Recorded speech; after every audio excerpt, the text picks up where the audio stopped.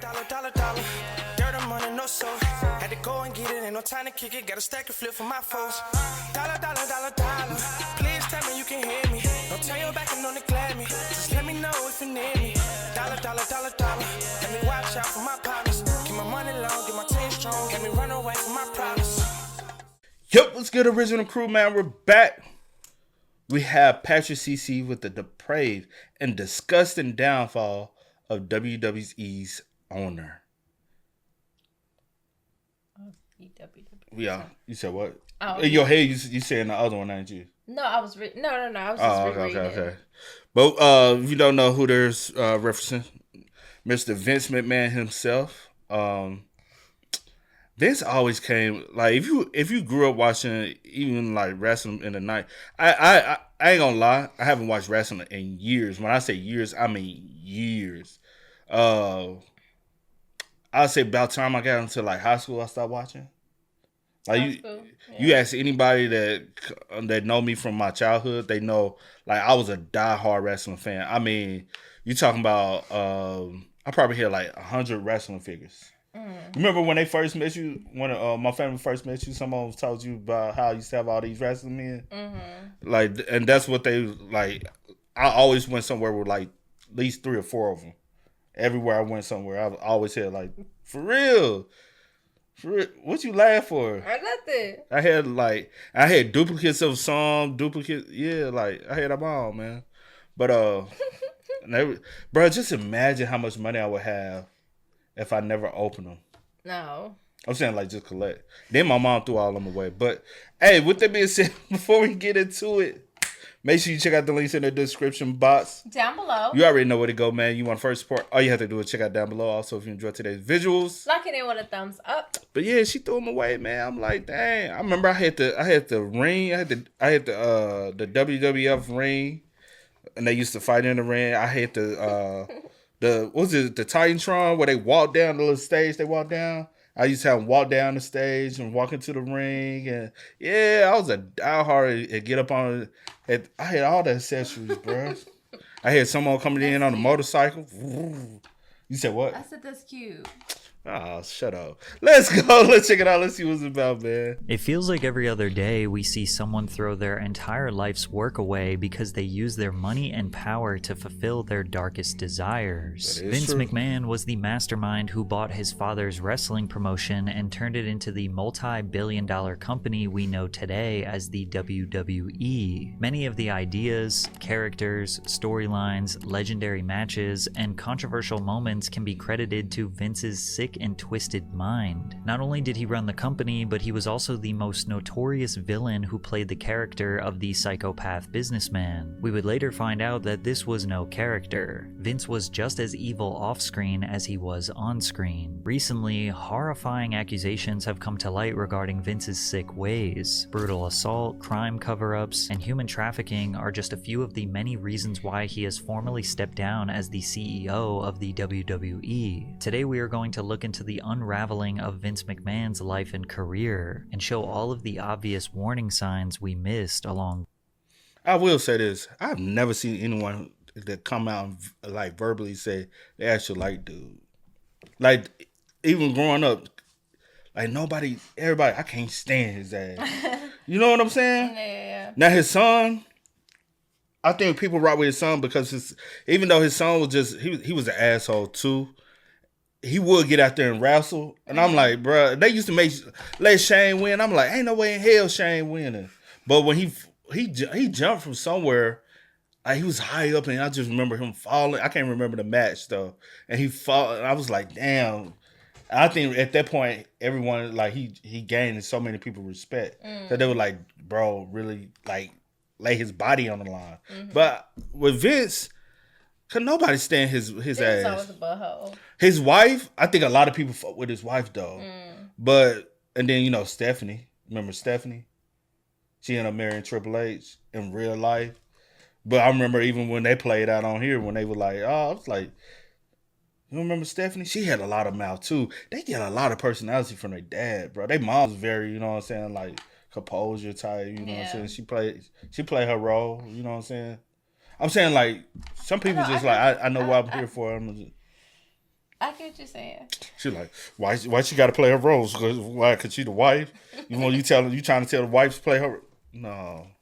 The wrestling business operated similarly to gangs in the 60s, 70s, and 80s. The United States had defined territories that different wrestling federations controlled. Vince McMahon's father, Vincent, owned the Worldwide Wrestling Federation, which controlled the northeast region of the United States. This was home to stars like Bruno Sammartino. He also had the Mid-Atlantic region, which covered Virginia and the Carolinas, home to Ric Flair, and the world-class wrestling promotion in the South, which was home of the Von Erich brothers. Wrestling had nowhere... World-class WCW.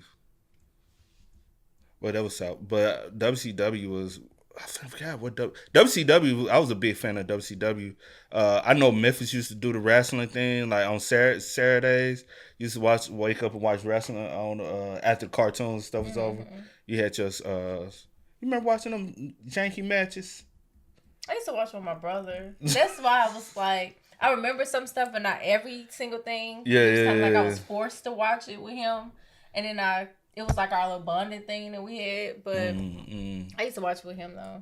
Wrestling promotion in the South, which was home of the Von Erich brothers. Wrestling had nowhere near the mainstream popularity it does now. There wasn't much money in the business, so each promotion was protective of their territory. You only promoted shows within the territory you controlled. The National Wrestling Alliance was a governing body that protected the territorial integrity of the promotions. They also helped with talent acquisitions, cross promotions, title matches, etc. Vincent McMahon Sr. was an honest, hard-working man who traveled the country developing relationships with the heads of other promotions. Vince was enamored with the world his dad created, and one day dreamed of taking over the business, but his father didn't like that idea. Vince lets his father know that he wants to wrestle.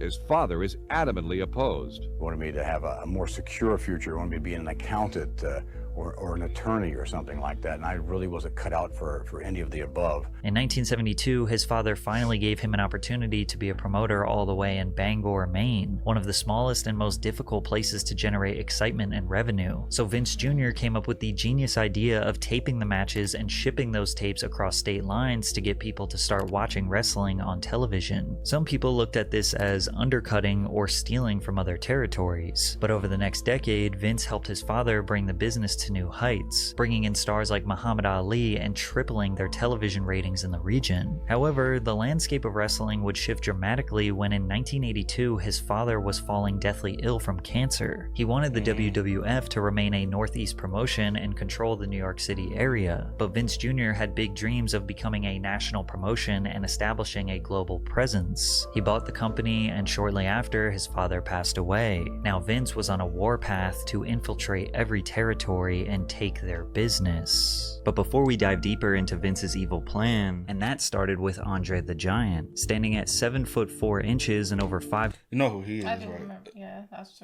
like, yeah, I do remember him. In my head, I'm like, But you know who he attached to? Who? You don't know?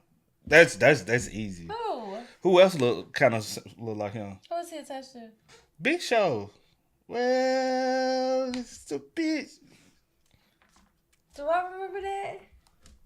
So you might think this is Big Show. No, I don't. You low key might. Let me see. No, I know the name. That's why when he said the name, I was like, I remember the name. Let me see. Hold on. You know my memory not good. The Big Show. Oh, no. Yes. No, I didn't. No, I wouldn't even mix them up. Let me see. Hold on. And then. No, I know who he is, and I know who he is. That's you why remember Big Show like this? Yes, I remember him like that.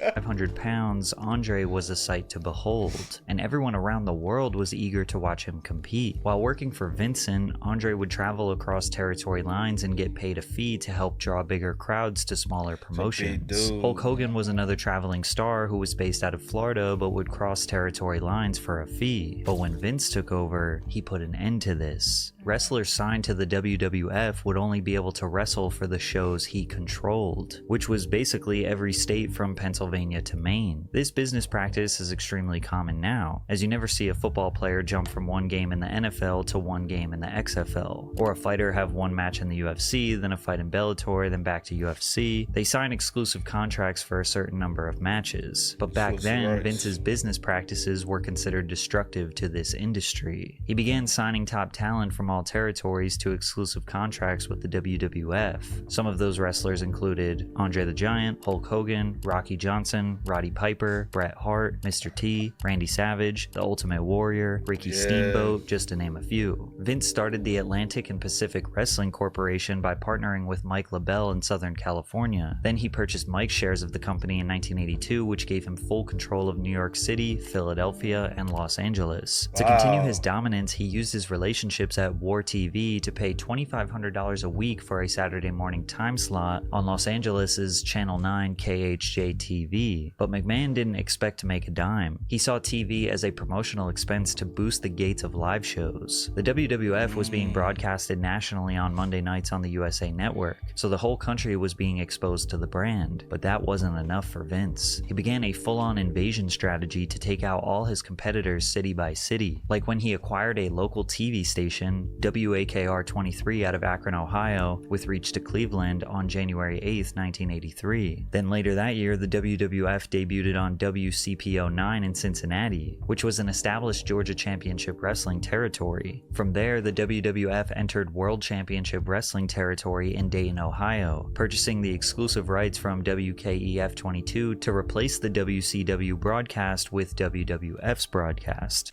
I always said, like, I wish they had kept it separate. Yeah. I hated when, like, the WCW folded and then all the wrestlers, like, they had to, some of them didn't go. Yeah. But a lot of them went to the WWF, which is WWE now. Yeah. It will always be WWF for us, but it is what it is. I understand why they changed it. But I liked it when it had competition. Mm-hmm. It was like, all right, I tune in here, I felt like we got more. And it wasn't like, you know what I'm saying? When it was separate. Yeah, when it was separate, because you had, like, your fan base over here. Mm-hmm. Then you had fan base over here. And then, like, we had, on WCW, we had NWO, NWA. We had that whole thing going on with Kevin Nash and all them. And then, in the WWF, you had, X-Pac, what's the joint with X-Pac now? D-Generation X, all them. You had Goldberg, you had The Rock, you had Goldust, you had all them. Mm-hmm. So it was like, all right, I like my people over here, and I like my people over here. It was like, okay, and then they wasn't on the same night, so it's like I could tune in and have more to watch. True. But then now I understand we got what is it, ACW? I think they got now. I really don't keep up with it as much now, but I hate it when they. Like Sting, I'm like, bro, Sting, WCW, it don't look right for Sting to be, you know, but especially when you used to seeing them. Yeah, Kevin Nash, who else? Macho Man, like Big Papa Pump. You remember him? I don't. You don't remember Big Papa Pump? Let me tell you. That man used to do this, and then that muscle, he had the little head muscle. If you show me, I will remember. But I don't know why. Y'all, you know.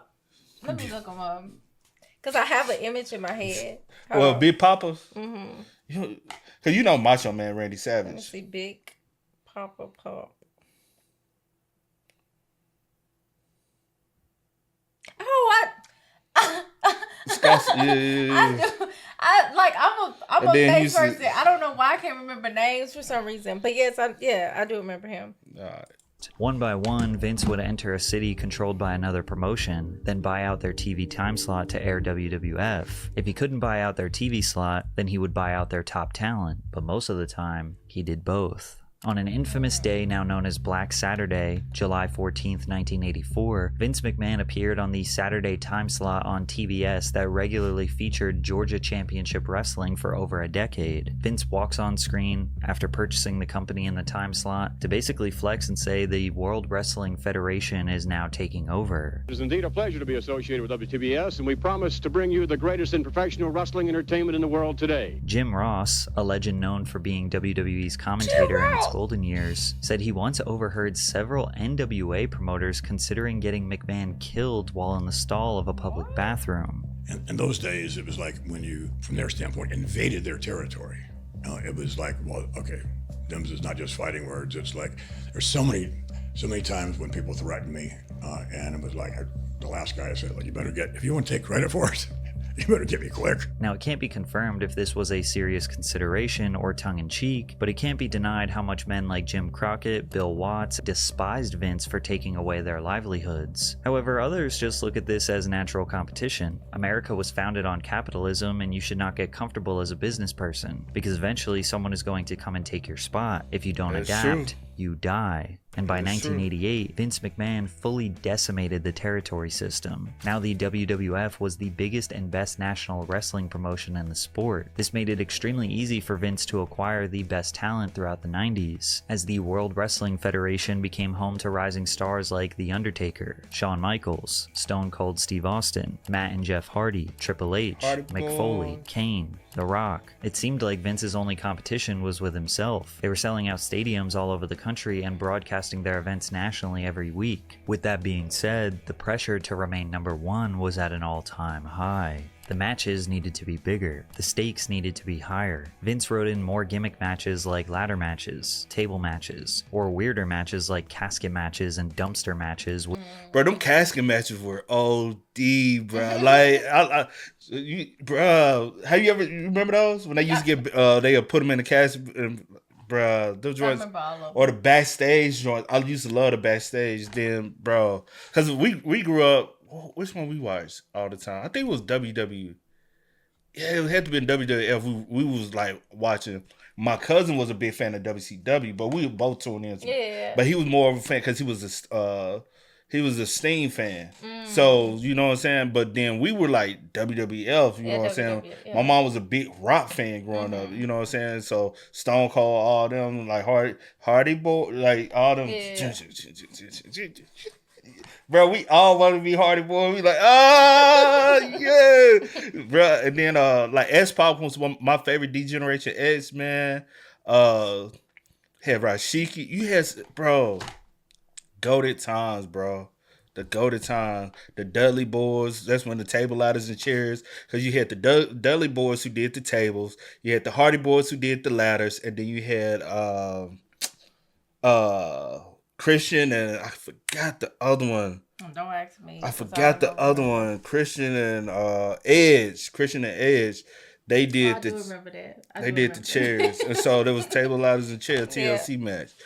But that was the times, man. Which meant you had to finish your opponent by putting them in a casket or a dumpster. They even had weird ones like the boiler room match or the hog pen match, which involved wrestling in mud with pigs. But there's no doubt that the Hell in a Cell match, which featured a 16-foot steel cage that was designed to have wrestlers thrown from the top or through the middle, was the most electrifying way to watch two people wrestle. It didn't matter that it was fake, because those guys were actually putting their body and their lives on the line for our entertainment.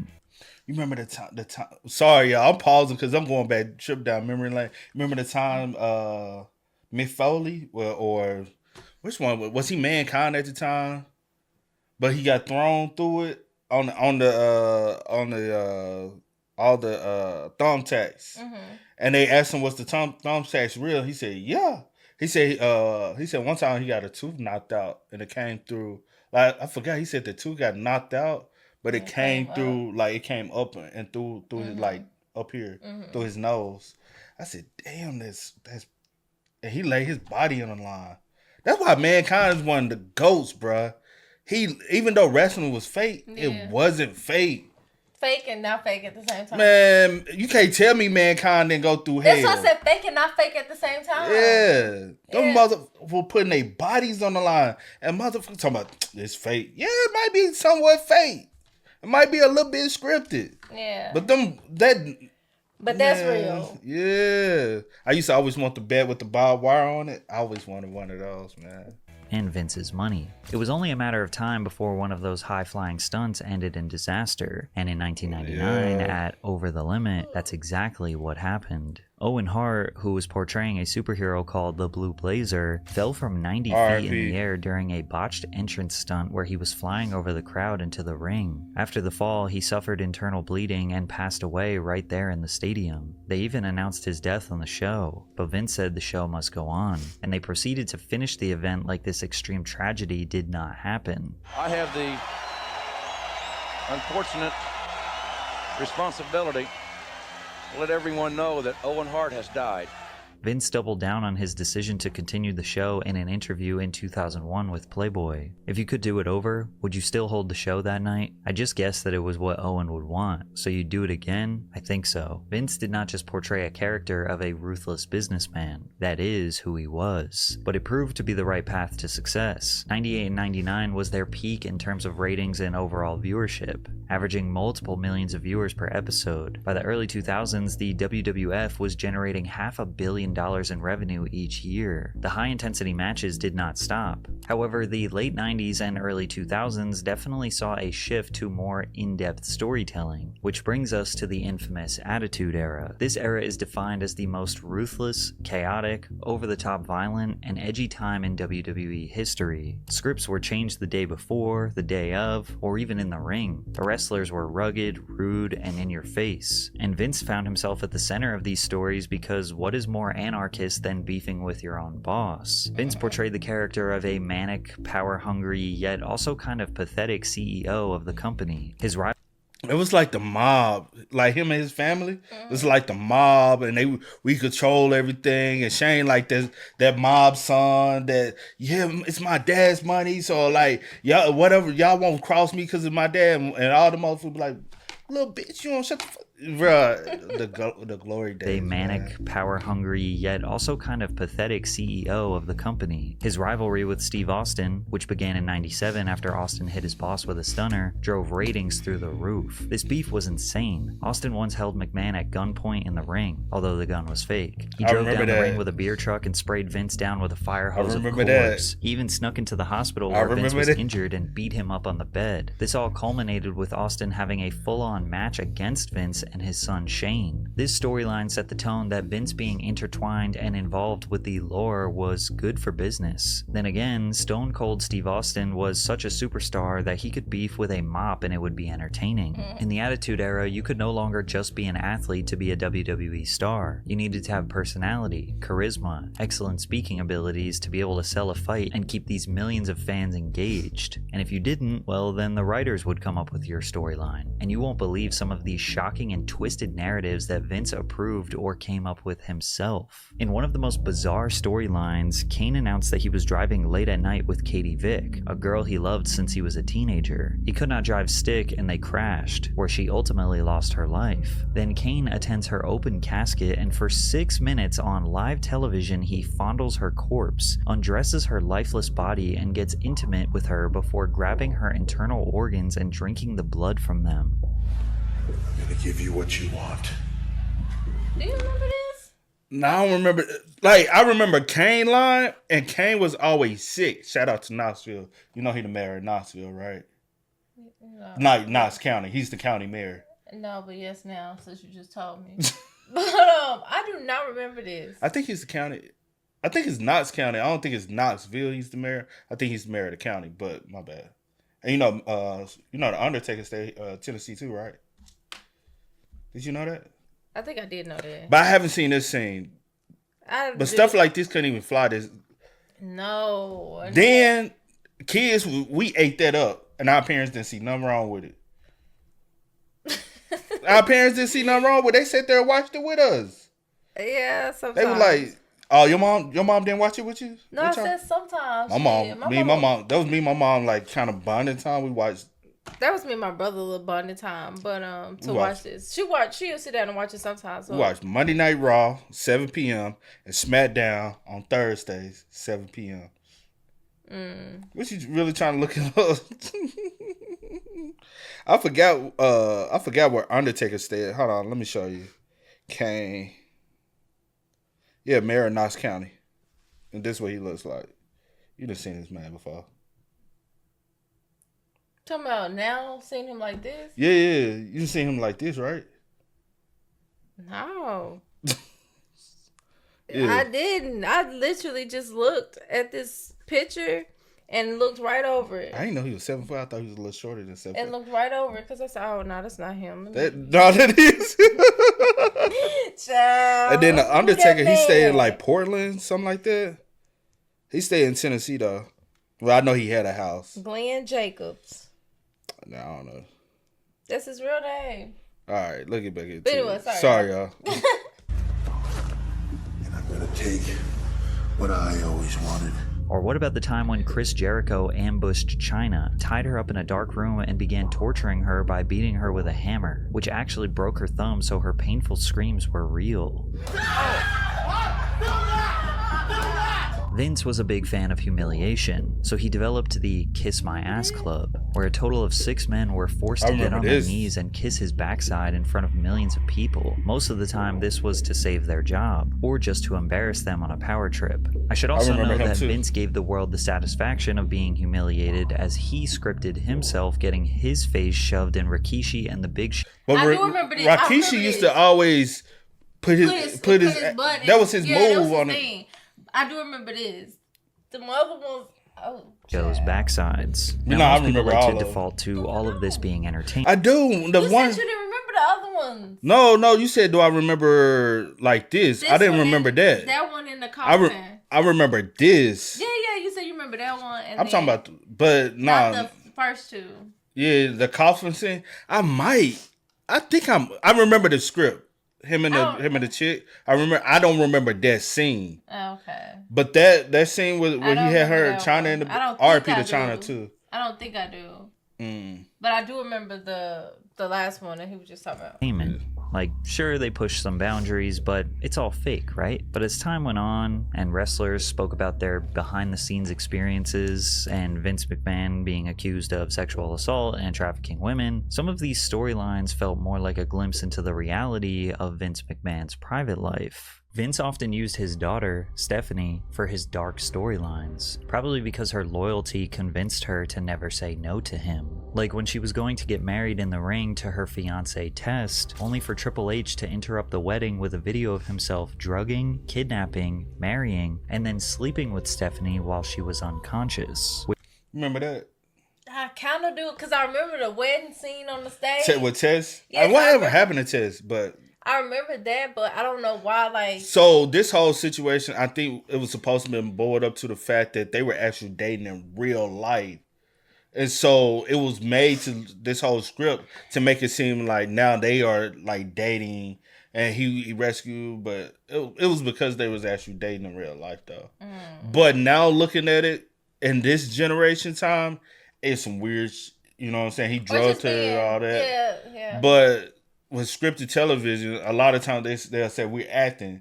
Y'all don't get mad on camera when there's a assault scene on camera because they're acting. So you know what I'm saying? Like if you look at it like that, in that light, they are actors, but way to like cover it up in a sense. It's kind of damn. I mean, I get what it's you're wrong. saying. At the end of the day, it's wrong to play off that as a storyline. But also, you have to understand they are paid actors as well, so they have to act it out. But I do remember the whole storyline behind these two was I'm 95% sure. I might be 5% incorrect on some of it, but correct me if I'm wrong. But I do think it was based off of them supposedly dating in real life, and they were supposed to be getting married, so they had to kind of face some stuff. Kidnapping, marrying, and then sleeping with Stephanie while she was unconscious, which led to this infamous promo. Come on out, you rapist!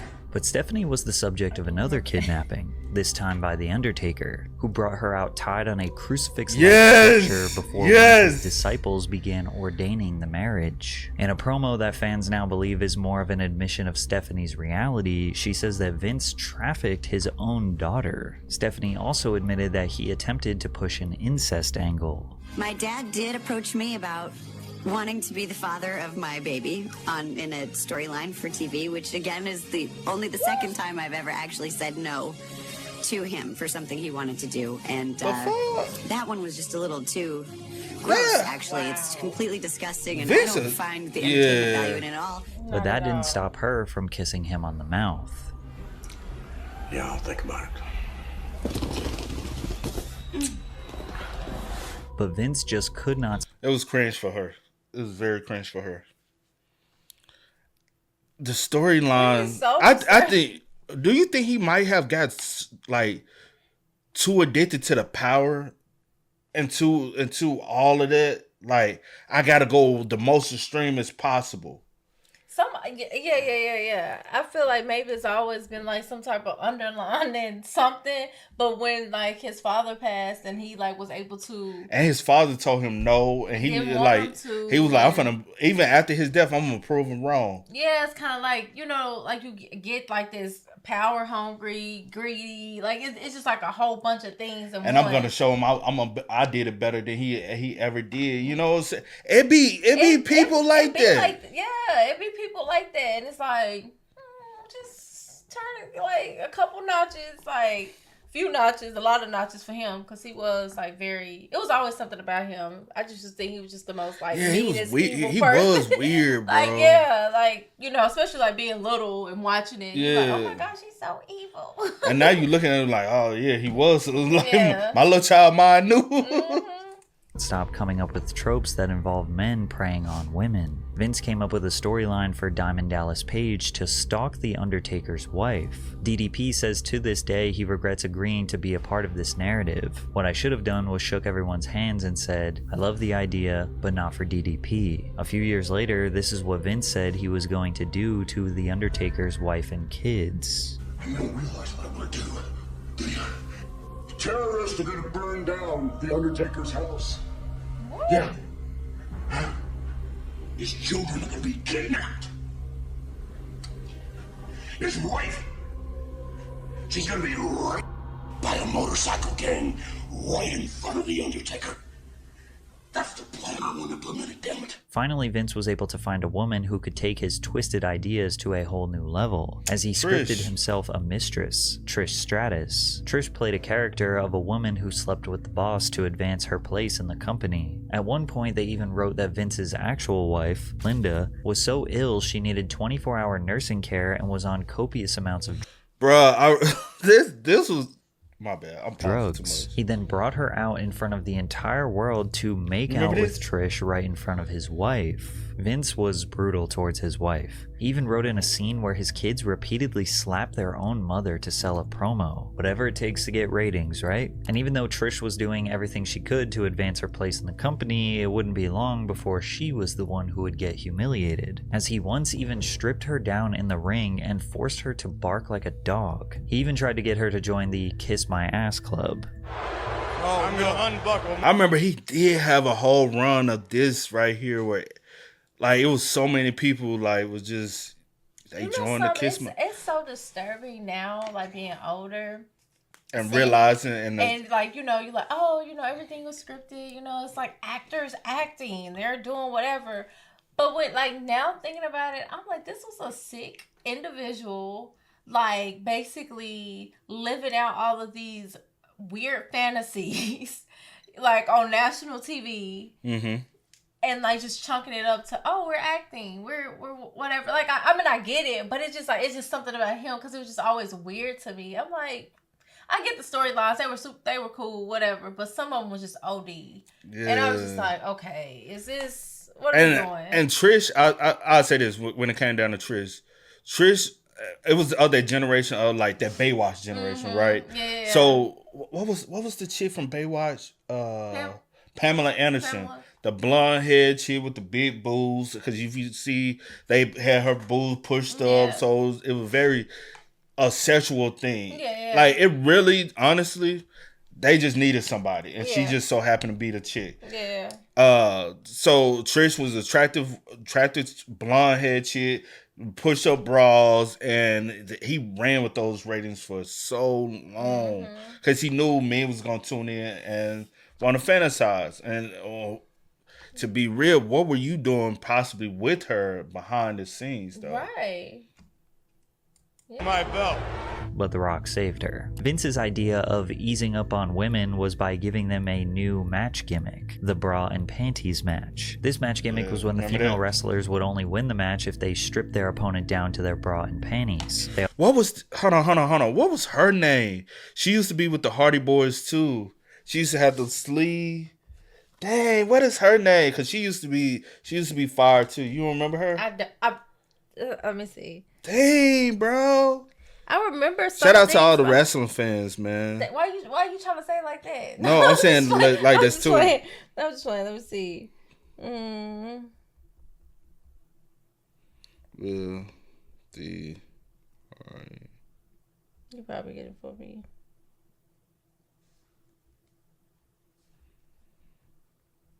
Lita. That's why I say you probably get it before me. You remember her? Do I remember her? Yeah. I mean, I feel like I would have to, huh? Let me see. That's crazy. You don't remember her dressing like this? I kind of do. She used to. I She used to hit that shit too. I think I do. I think I do. You don't remember Lita? I feel like I do. I She swear had the tattoos and all that, and that's a hard tattoo right here. Yeah. I used to like her tattoos, and then she was high flyer, jump off the ropes and stuff like that.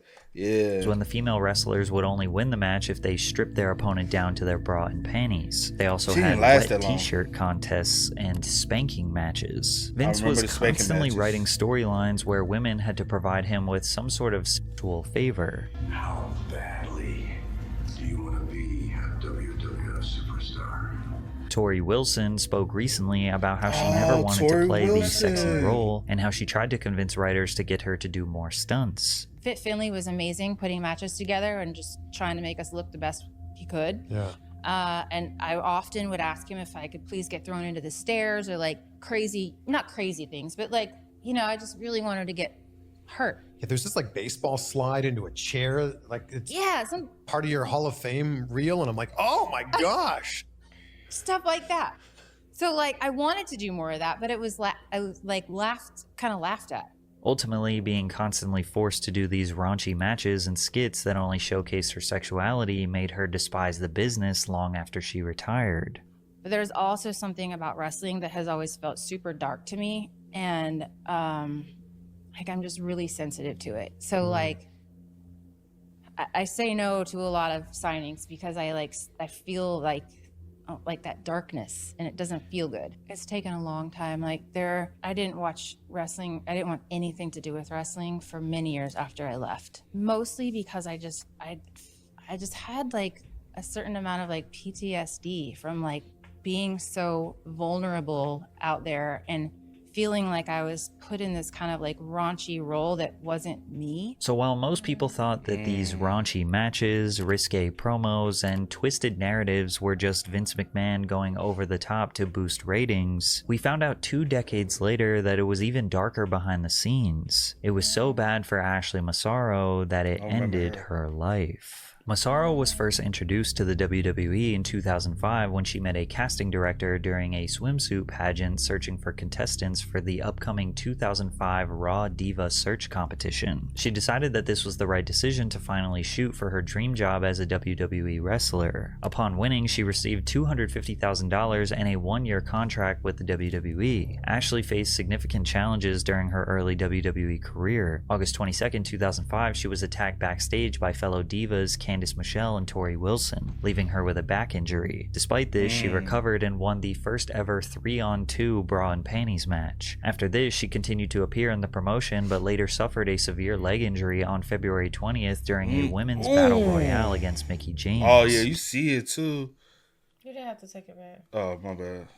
But I'm saying you see it too. Yeah. The injury included a spinal fracture, a severed nerve, and multiple broken bones, requiring a metal plate and screws be put in during surgery. After recovering, she returned until 2008, where she asked to be released from her contract due to her daughter having medical problems. For years, Ashley would be relatively out of the spotlight until 2016, when she would join a class action lawsuit against the WWE, alleging Vince was a part of one of the most horrifying crime cover-ups in history. Ashley Masaro was a strong supporter of the US military and was enthusiastic about opportunities to meet and help the troops. So in 2006, Ashley was excited to be selected to go to Kuwait for their annual Tribute to the Troops tour. However, the tour started off with issues. In Saudi Arabia, Masaro experienced harsh treatment from several men because of cultural reasons which made her uncomfortable. And after arriving in Kuwait, she began suffering from menstrual cramps and was taken to a military base for dehydration treatment. At the base, she was given an IV and later a man wearing an orange orange t-shirt and cargo shorts, claiming to be a U.S. Army doctor, injected her with a substance that made her body paralyzed while still being conscious. He then moved her to a non-treatment room where the man violently R-worded and sodomized her while a woman guarded the door. After returning to the U.S., WWE's Dr. Rios called a meeting with Ashley Masaro to discuss the incident. She was unsure how he knew about it, but suspected it might have been someone on the tour who reported it. She agreed to tell him what happened as long as Rios kept it confidential. However, Dr. Rios told Vince McMahon, who then brought in executives for a meeting where Masaro was asked to detail what happened in Kuwait. She said, Vince did at least apologize for what I went through, but then stressed that if I disclosed this incident, it would ruin the relationship between the WWE and the US military. He told me to not let one bad experience ruin the good work they were doing. His lack of sensitivity in referring to my ordeal as one bad experience left me speechless. In a filing the next month, WWE called the claim a stale and baseless allegation and denied Masaro had ever reported a sexual assault to anyone affiliated with WWE, saying she had been heard telling others that the doctor had done an inappropriate pelvic exam before a judge dismissed the case in 2018. Less than a year later, Ashley wrote letters back to all of her fans that were sharing love and support for her bravery. Then the next day, Ashley tragically passed away on May 16, 2019. She was 39 years old and is survived by her daughter. An important statement that Ashley made during this lawsuit was never released to the public until 2024 to back up Vince's new allegations by Janelle Grant, which we'll get to in a second. Ashley's statement said the following: "During my time with the WWE, I had observed Vince McMahon making out with other divas in the locker room, but he never paid any attention to me, and I assumed I was not his type. This changed after my Playboy cover was released. I was fortunate enough to be allowed to fly on the company jet and stay at the same hotels as the executives for a period of time. On one of these occasions, Vince was attempting to get me alone with him in his hotel room late at night, and I felt extraordinarily uncomfortable. He began calling the hotel room phone and my cell phone non-stop. I called Kevin Dunn, a producer, to explain the situation, and he said I should tell Vince I was not feeling well and would see him on TV the next day, so I did. Immediately after that night, Vince started writing my promos for me. Vince does not write promos for female wrestlers. That is the job of the creative department, and he certainly wouldn't have, under any normal circumstances, written a promo for me. But he did, and the promos were written with a clear intention of ruining my career. In addition, after that night, each time I walked by him, he would make vulgar sexual comments that were clearly designed to make me uncomfortable. These claims can be backed up by former boyfriend and wrestler Paul London, who said that Vince was constantly putting predatory pressure on her. Many times when she would be crying to me because Vince was propositioning her to fly on the jet with them. Like Kevin Dunn, Bucktooth Bucky would be telling her that she has to fly on the jet with him, or that he might, possibly, or every now and then, if she was at the, they'd always put the divas up at like the TV hotel or whatever, he'd be knocking on her door and, trying to get her to answer. And it's just like, I'm shocked this Vince stuff is just now coming out. The walls were slowly closing in on Vince McMahon. He was able— I am too. I'm shocked that it took so long, but also it took a time period. You know what I'm saying? Because he's been running the company since the 80s, right? That's when he kind of took it from his dad. 90s, it started going in an upward trajectory. Late 90s, early 2000, I feel like it was at its peak, like peak relevance, like fan base, everybody. You know what I'm saying? Mm-hmm.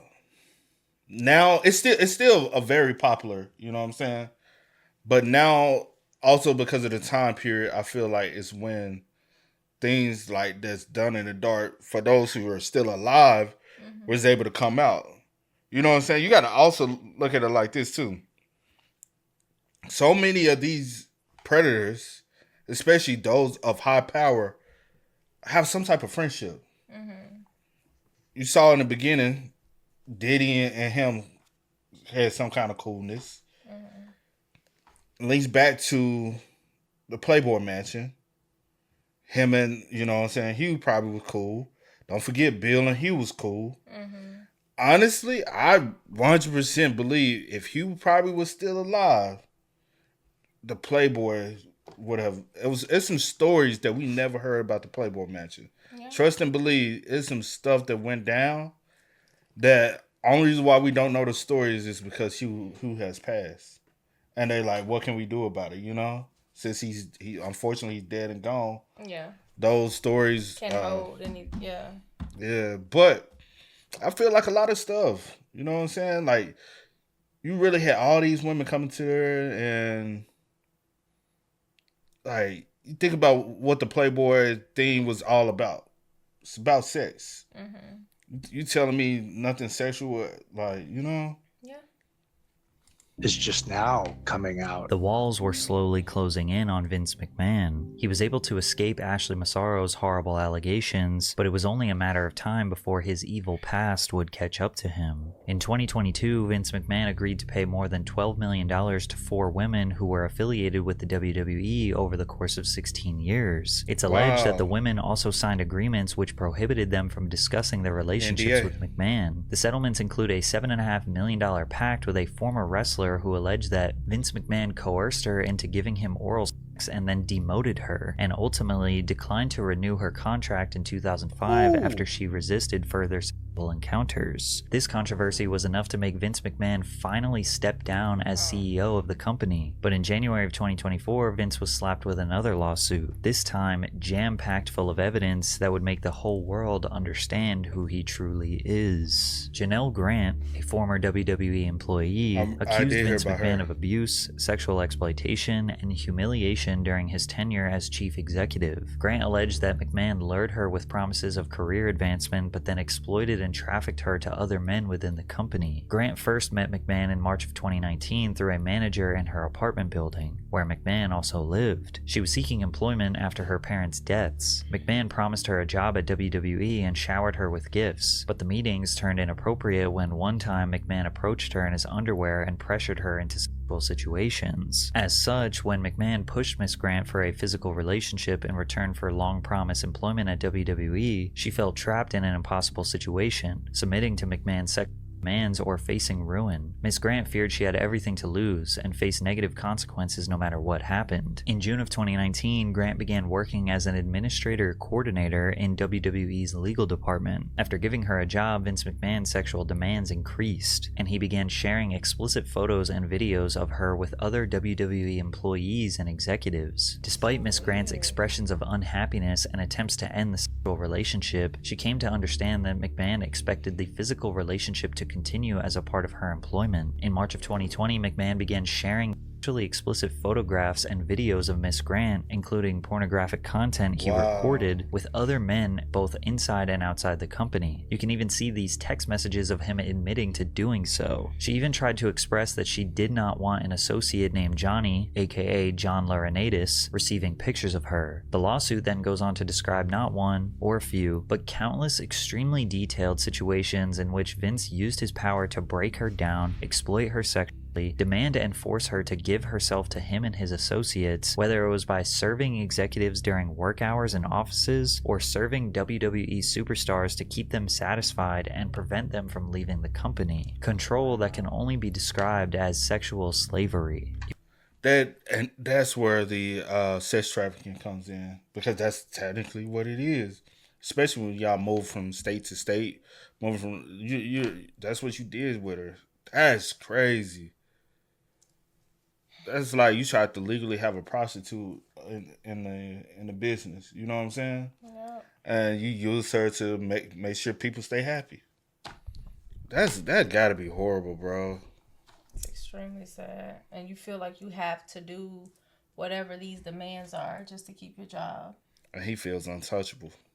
If you read this text message, you can see an example of him trying to coordinate a schedule for his associates to take turns with this woman, only for her to respond that she does not want to and for him to keep begging. Multiple other text messages from Vince were shown in the lawsuit where he deeply explains his desire to traffic her to men throughout the industry. As one example of McMahon's extreme depravity, on May 9th, 2020, he defecated on Miss Grant during a and then commanded her to continue pleasuring his friend with feces in her hair and running down her back. McMahon and his friend actively resumed the threesome, which lasted over an hour and a half, while Miss Grant remained covered in McMahon's filth. Naturally, when people hear about allegations like this, they tend to consider the alternative. Maybe she wanted this. Maybe she liked this. Maybe she is just using him for a payday after consenting to this depraved lifestyle. And maybe in the beginning she did consent to these weird kinks. But it's very easy to see how these things can get out of control very quickly. A clear line between fantasy and reality needs to be drawn, and evidently that wasn't the case. Now, people will also wonder, how did this get so bad? Well, a lot of people downplay the impact of psychological manipulation and how people can lose themselves, go numb, and just start obliging to the demands of their abuser. The lawsuit also quotes Vince texting her saying, "I want to drive you lower and lower, so low that you beg me to sell you." In early 2022, Vince said that his wife Linda found out about he and Janelle's relationship and threatened a divorce, so he stopped all communication with her to save his marriage and avoid a public fallout. He demanded that she sign a non-disclosure agreement in which McMahon agreed to pay her $3 million to keep their relationship confidential. However, after the anonymous tip in 2022 that led to a board investigation and a multi-million-dollar payout to a few women, Vince stopped paying Janelle after the initial $1 million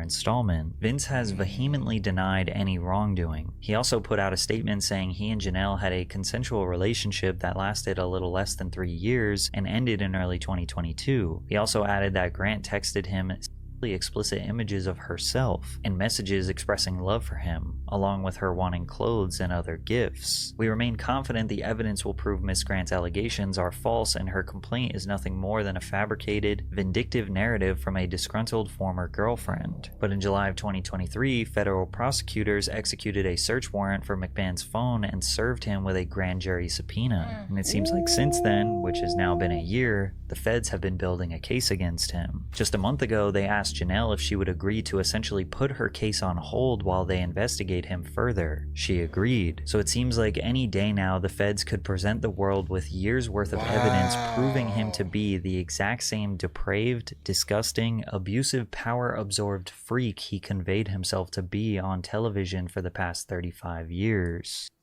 And you know what's so crazy? That's so crazy. Go ahead. Also, the women he paid off, they signed the NDA, and we don't. They can also get them to disclose information, and those NDAs are no longer valid. That's, oh man. But it is crazy that like we were like watching sick stuff on, you know. Like, yeah. For 35 years.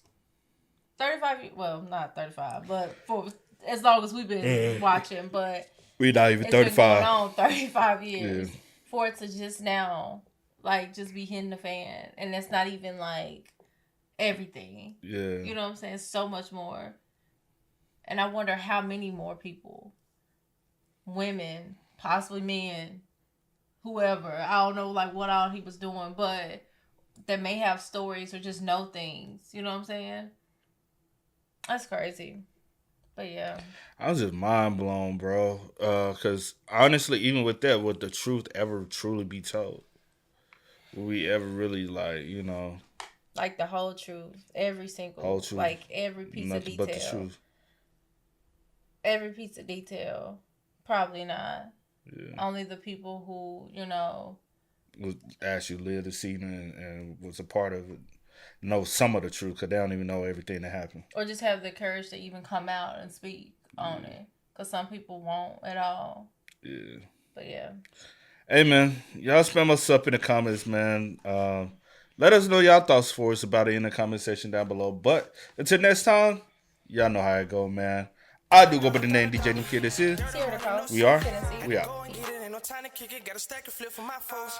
Dollar, dollar, dollar, dollar. Please tell me you can hear me. Don't turn your back and don't neglect me. Just let me know if you need me. Dollar, dollar, dollar, dollar.